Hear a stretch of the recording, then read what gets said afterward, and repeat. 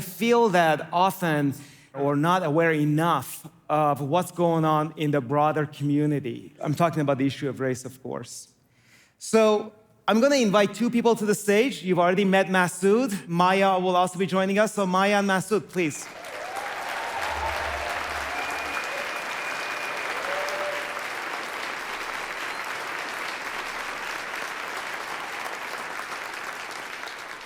So before we get started, maybe you can just share a little bit about yourselves with us. Okay, yeah, so my name is Maya. I was born into the Baha'i faith. My mom is American, she's Black, and my dad is an immigrant from Iran. And I was raised in the Nashville community, but I live in Chicago now. So I'm really happy to be here. Thank you. Well, my name is Masud. Live in Atlanta, Georgia. What's up, Atlanta in the house? Time for Atlanta. The reason I have a Persian name, I read a book called The Slave Trade about 10 years ago, written by an English scholar named Hugh Thomas, and discovered on, I think it's the page 243, that my last name, the one I was born with, which was Bolds, B-O-L-D-S, was tied to a slave ship captain named James Bold from Liverpool, England, with the S added on to indicate slave. So I didn't want to give good old Captain James power over my name too. So I went on a search to find another name and decided to stay in the M so my family wouldn't have too much of a transition problem. But that's the story of the name. Thanks for sharing that. Most of us in America, I don't think we know enough about what happened. Yeah. We don't know enough about the 350 years of slavery. We don't know enough about what followed, the convict leasing, the Jim Crow, mass incarceration. We just don't know about a lot of that. And of course, the question we hear sometimes, and I'm gonna ask you, if slavery ended 150 years ago, why are we still talking about it? Well, we're talking about it because it's America's most challenging issue. So that, that's what the writings say, that's what it tells us, so we have to talk about it because it's still here. I saw an interview between the Nigerian writer Chimamanda Adichie and the Afro-English writer Zadie Smith. And Zadie said that when she first came to the States, she was amazed when she began to learn the history of African, now Zadie's Afro-British. She said once she began to learn the history of African Americans, she said she was astonished that the country still existed because she said for all intents and purposes, they should have burned it down.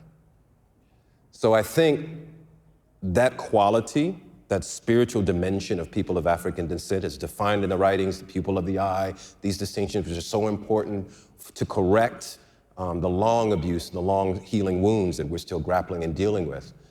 It's important to understand that we have that spiritual endowment, right? Thank you. I mean, that's so true. I mean, the real question is, what are we doing, all of us, to try to make an attempt to bring about at least a little bit of healing to the situation? And I'll share with you something that, from my perspective, to me is personal. So I came to the US in 1988 as a refugee with $75 in my pocket. But today, I feel like I'm a privileged person in this country. And I think a lot of immigrants are in that situation. And, but many immigrants also think that, well, I wasn't here. My ancestors were not here. So why is it really my business to get involved? Now, I think that as an immigrant who's benefited from this country that was partly built unjustly, I am an accomplice unless I do something about it. But at the same time, I don't want to do more harm than good. So how do you think individuals like us can get involved and play at least a small role that could be meaningful towards healing? I think reflection is so important in the question you're asking, because you're right, like a lot of people maybe don't feel like it's their place to participate in this discussion, when in reality, it's for all of us. Like, racial healing isn't going to happen unless every single person puts in the effort. And so I think reflecting on, like, who are my friends? Who do I surround myself with? Like, what does my circle look like?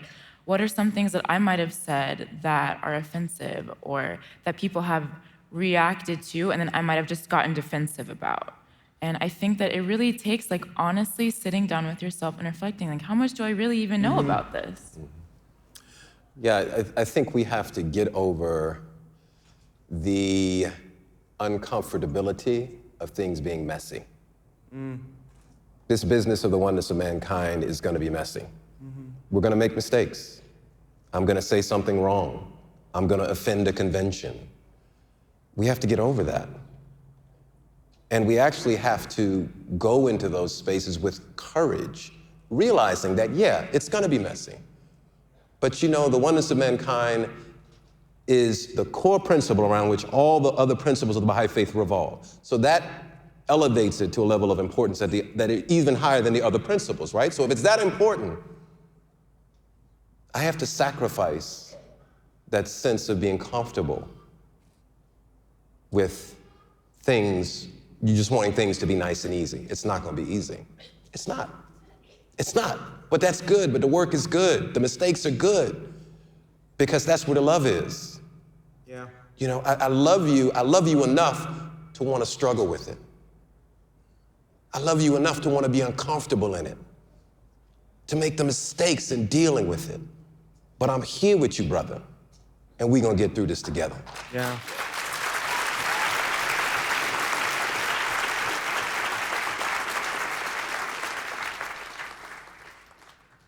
Now, we know that we've had many laws in this country to try to at least make an attempt to bring an end to racism.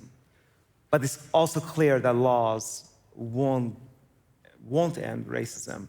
So how do you think we can change our hearts?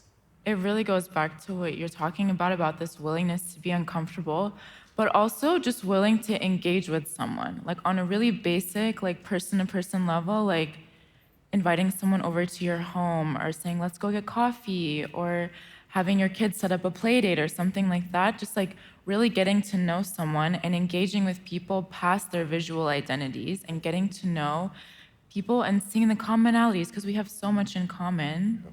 And that's when we get to see we're beautiful because of our differences.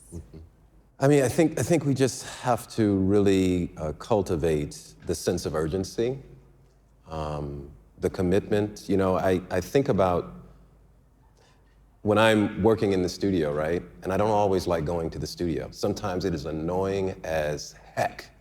I don't want to be there working on something. But I also know that if I don't go, even when I don't feel like being there, the work won't get done. And I'll just be sitting there with a really wonderful idea that was never realized. So I got to put in the work. I got to show up when I don't feel like showing up. I got to be present. And if we can do that enough times and enough occasions, then we can make some serious, real progress in establishing the oneness of mankind, not as a theoretical supposition, but as a living, breathing reality, which is what the Baha'i faith says it is. Absolutely. I'm so grateful that you both accepted our invitation to be here with us today. Thank you so much. Thank you. Love you both.